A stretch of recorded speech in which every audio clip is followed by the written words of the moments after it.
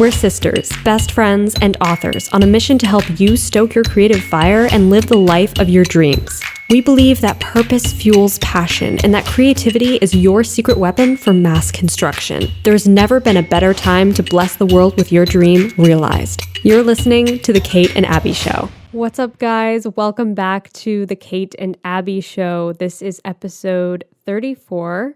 And today is a highly requested episode, which is our best advice for teen writers. So we got a lot of requests about for this episode from teen writers and just beginner writers. So we're really excited to jump into today's topic. I feel like there's a lot to talk about here. And since me and Kate have been writing since we were teens, young teens, I think we have a lot to say. Yeah, even before that. But we started writing as really young kids, but we wrote... The first real novel I tried writing was, I think I was 13. 13? So, okay. Yeah. So, I mean, it's interesting writing through all those different stages, and there's different advice that can be applicable to different stages. Yeah. But I think first and foremost, we were discussing the fact that all writing advice, like all the things we talk about on here, are applicable to teen writers. So the thing is that being a teenager and writing is really no different than being any other age and writing. And it can be a little bit tougher sometimes when you're a teenager or a young person. Maybe you're not even a teenager yet, and you're just starting out, and you have different pressures that you wouldn't necessarily that wouldn't feel the same if you were an adult. Right.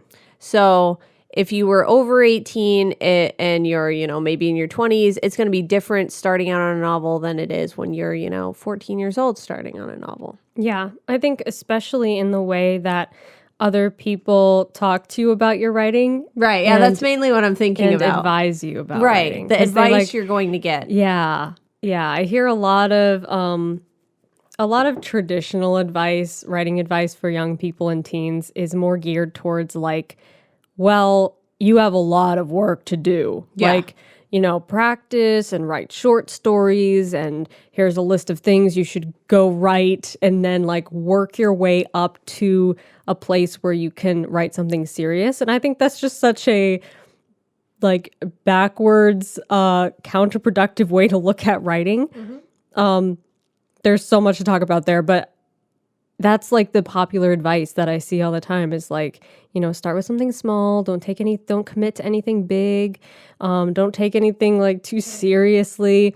And I think that that's a mistake to tell young writers, because I know that when I first started writing, I wanted to take it seriously.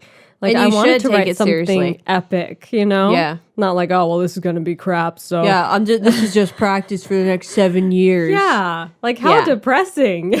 So yeah, that's totally inaccurate. There's been so many successful, very young authors historically and presently right now, just taking names and kicking butt with their books right now. So that's the thing, is you should take it seriously right now because your writing is serious. Mm-hmm. What you're writing right now could be, a bestseller. That could happen. That is not out of the realm of possibility. So you should look at it like that. Don't just look at it as, oh, I'm too young. You're never too young.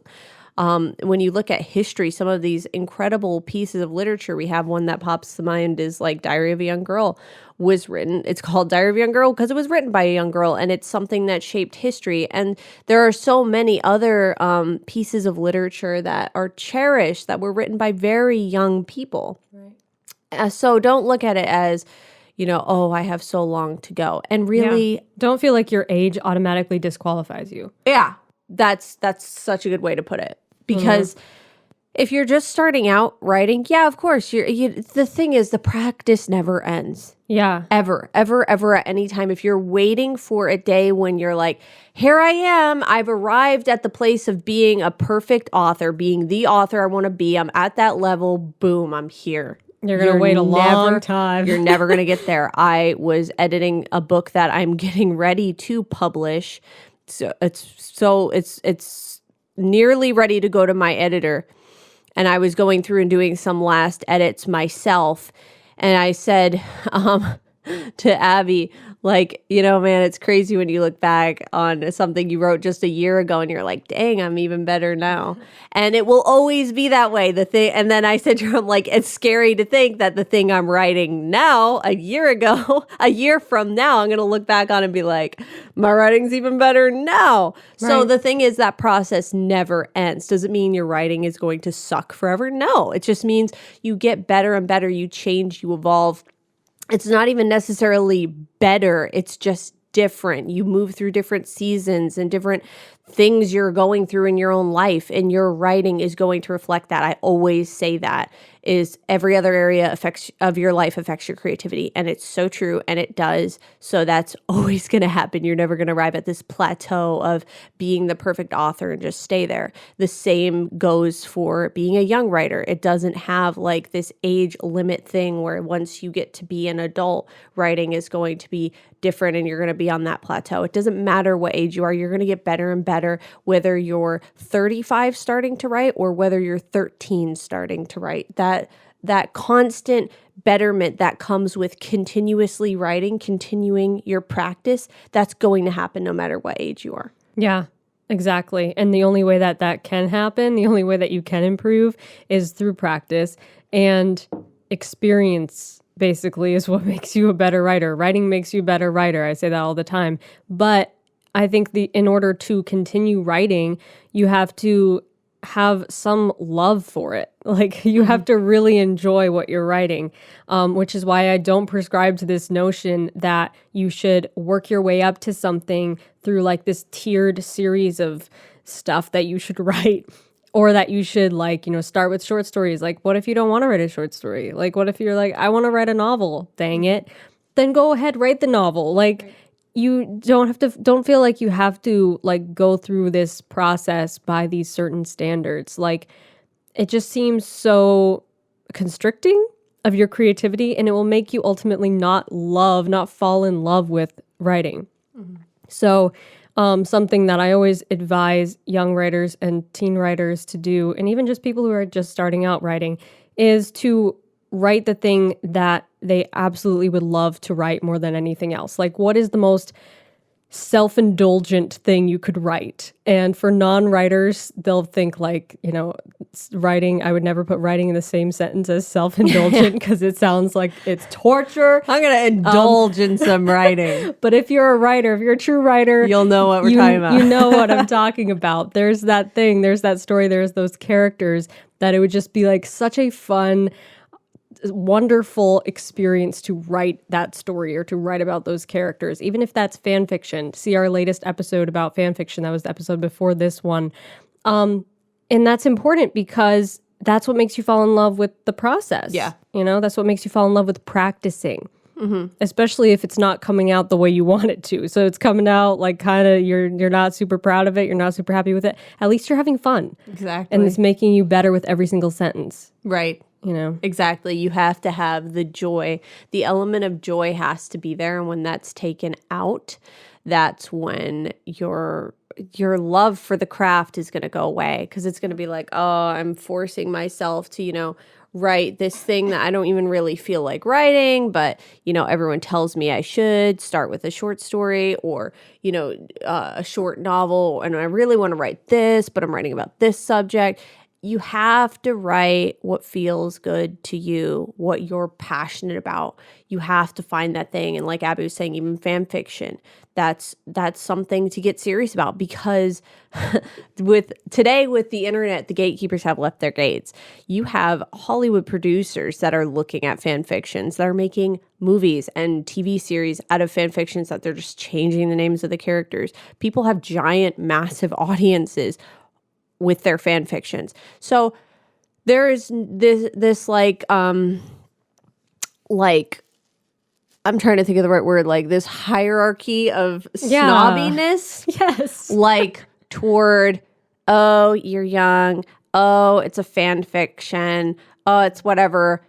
all of those things don't matter. Yeah, really, it's And the the same people- as what other people are doing. Not to interrupt you, but like I was Go just for it. thinking of like, okay, you have a teenage writer who's like posting stuff on Wattpad, and maybe it's inspired by like their favorite movie or band or something, and they're just posting a short story or a story, even a novel length story on Wattpad, and they have a lot of fans who are, or even just a handful of people who are reading that and enjoying it, and then you have like the snobby published author who's like, well, I've been publishing for years and this is how you should start your writing career and I'm a published author. Well, really, if you like pull back and look at both those people, they both have like the same thing going on. They're both writing something, sharing it with the world, and people are reading it. Yeah. Like, why does there have to be like one is better or more important than the other, you know? Exactly. There's a Like lot the of published ego author that comes might into not play. even have more readers. Exactly. Today. Yeah, it's amazing. It's some of these fan fictions online, and I don't Yeah. even spend that much time online,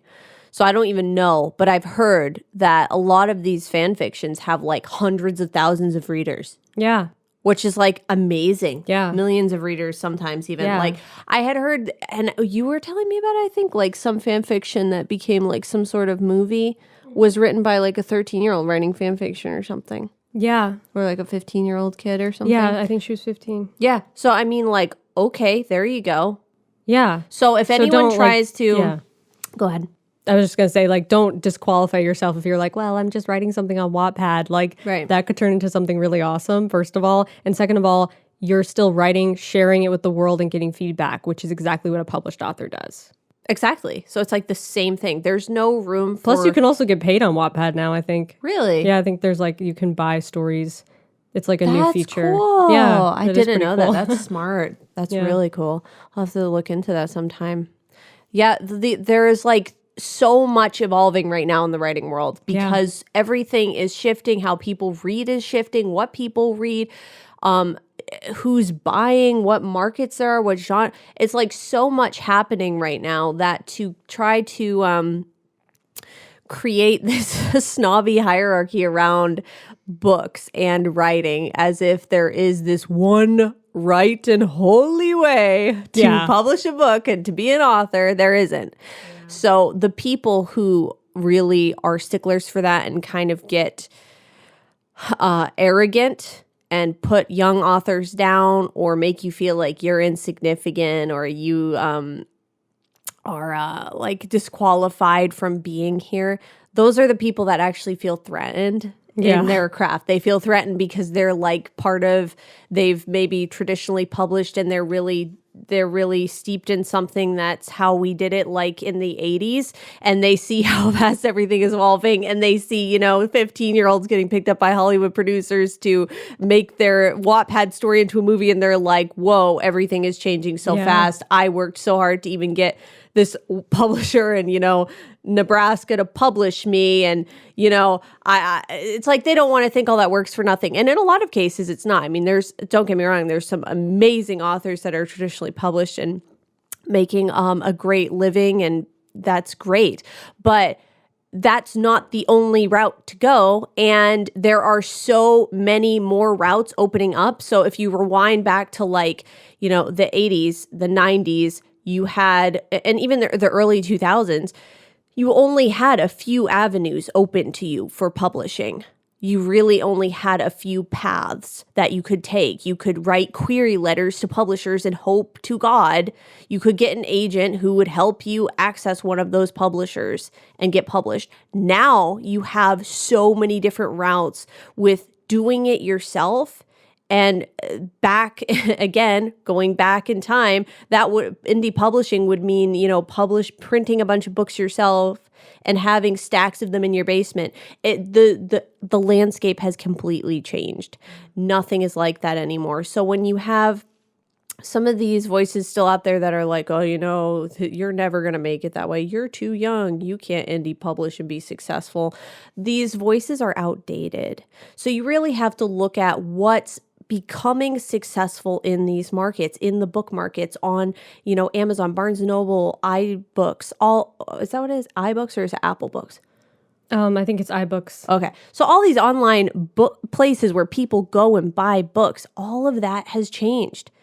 There are so many young people, more young people than ever. And when I say young people, I mean teenagers. I mean early 20-somethings that are making it as published authors, making a killing, really becoming successful and being able to make a living off of their writing. So if you're someone who's like, you know what always wanted to do? I want to make a living off of my writing. I want to be a writer professionally. That is 100% possible. Yeah. More so now than ever, no matter what your age is. Yeah. It is. It's so amazing. It's very hopeful and heartening to think about. Also, I was going to tag on to the thing you said about I feel like I went on for like ever. I'm like, no, you're I need good. to stop. That was great. It was straight fire. The traditional published author who is like kind of feels threatened.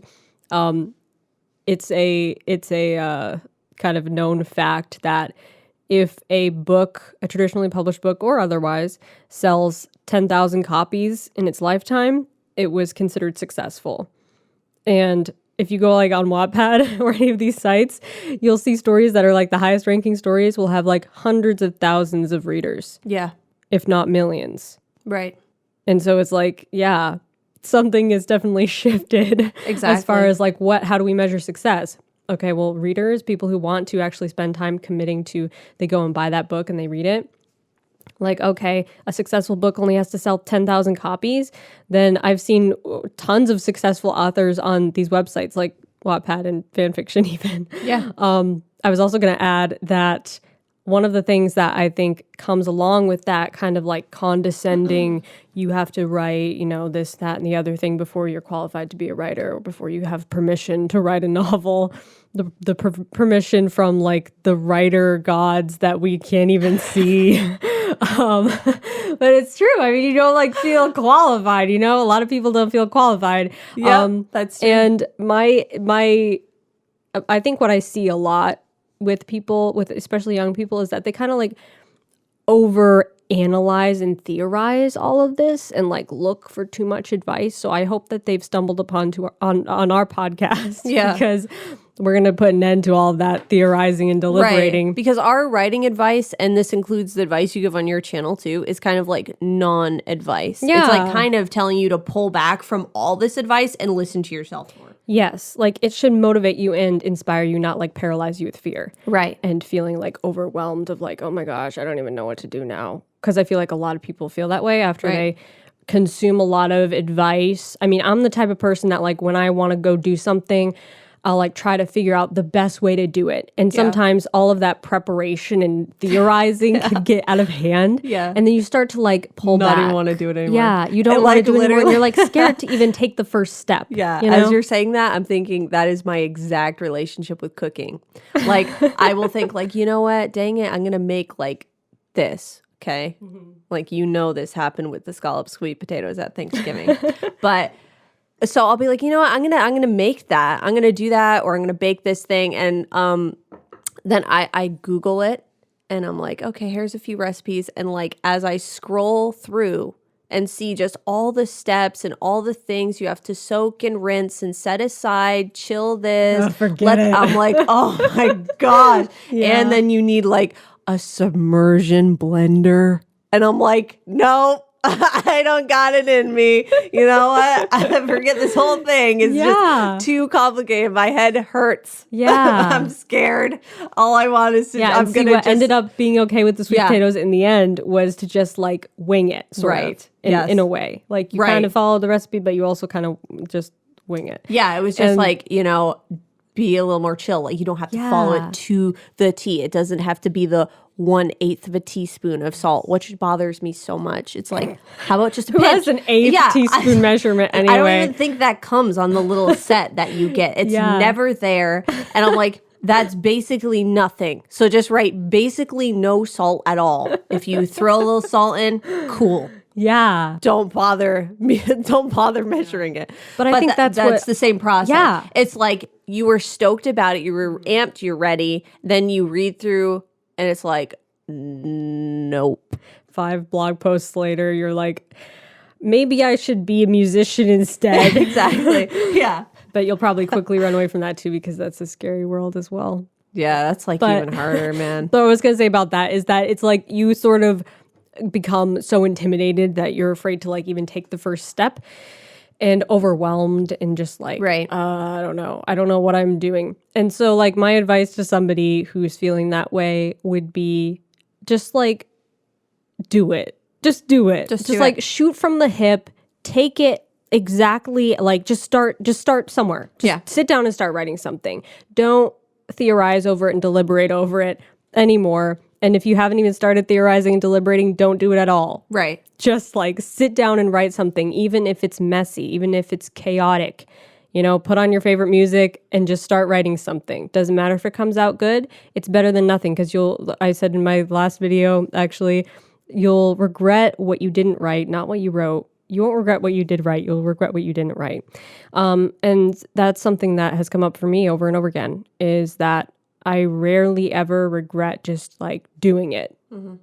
Like you can always go back and change things, but you can't. Exactly. You can't edit a blank page. That's another quote that I like. That's a good quote. I didn't think of that one myself. That's cool. I don't know who said that, but that's neat. That's very, very, very true. You know, so it's like right. You can always go and change things, but I think that a lot of teen writers and young writers feel like so intimidated that they don't even take the first step.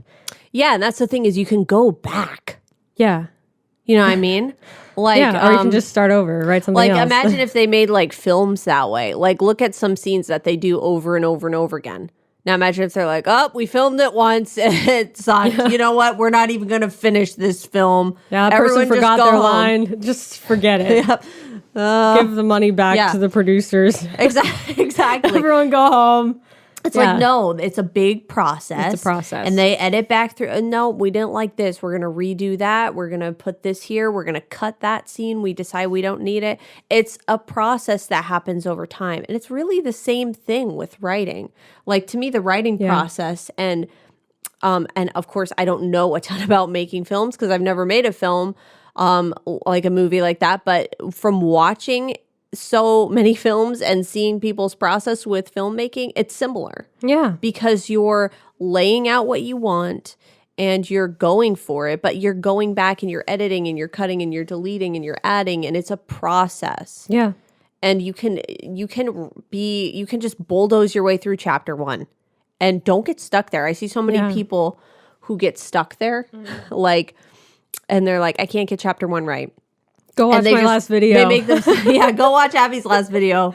Bomb. But they get miserable there in chapter 1. They just make themselves miserable with it. Just forget it. Just forget about chapter 1. Just write it. Write the rest. Yeah. I've gone back like at the end of the book and been like, okay, now let's go back to chapter 1. Yeah. Also, sometimes chapter 2 ends up being a better chapter 1. Exactly. So just don't write even worry chapter about 1 it. and then look at chapter 2 and be like, maybe that's better chapter 1. Right. Maybe it should start somewhere completely different. But yeah, taking that first step is so important.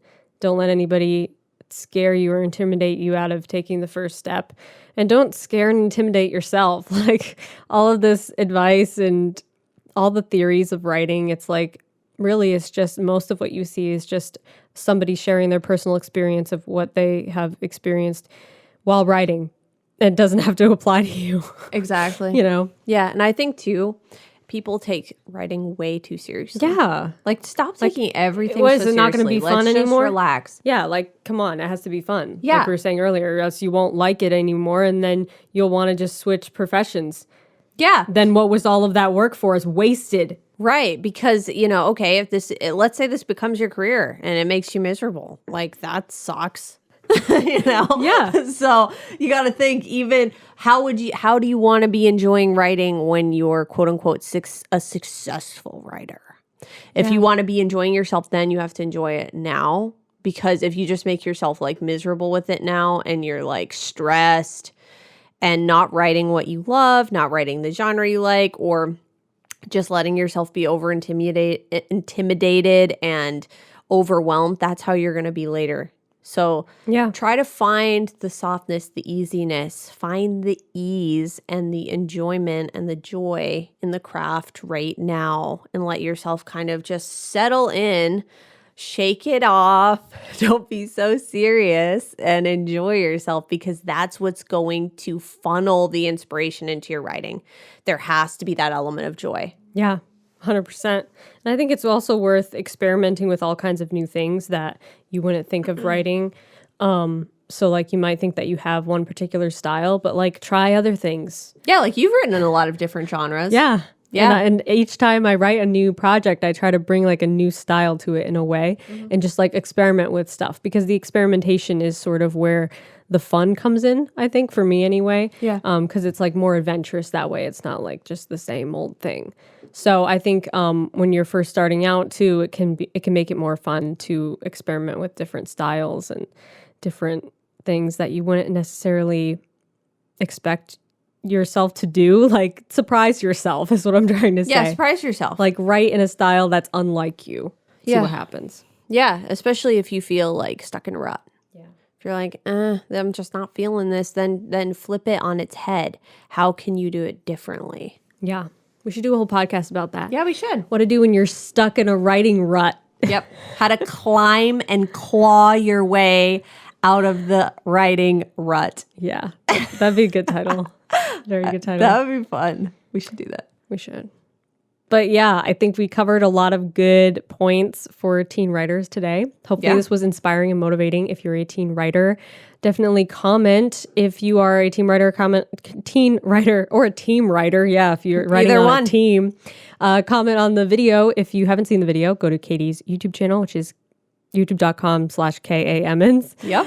Check out the video version of this podcast and comment, tell us about your writing journey and share it with a friend, especially a teen writer. Yeah, friend. share it with your favorite teen writer. Be encouraging. Be that encouraging friend. Yeah. That sends motivational YouTube videos. I'm that encouraging friend to as many people as I can be. I will annoy you with motivational YouTube videos, especially about writing. Yes. And if you want to support the show, go to patreon.com/The Kate and Abby Show, and you can give to us and get behind the scenes stuff.